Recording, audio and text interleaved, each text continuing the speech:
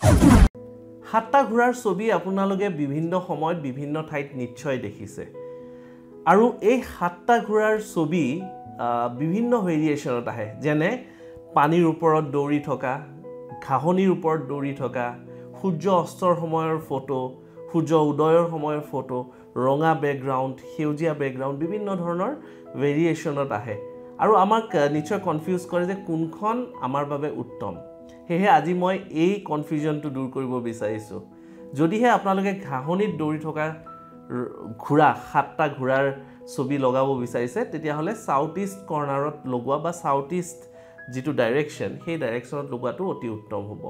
যদিহে পানীত দৌৰি থকা ঘোঁৰা আপোনালোকে ঘৰত লগাব বিচাৰিছে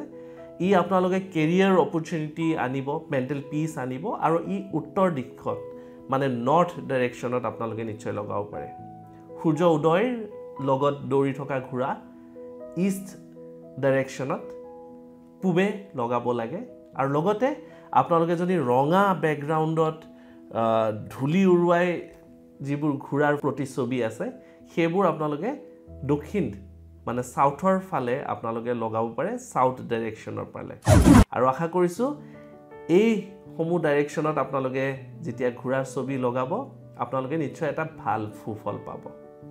ধন্যবাদ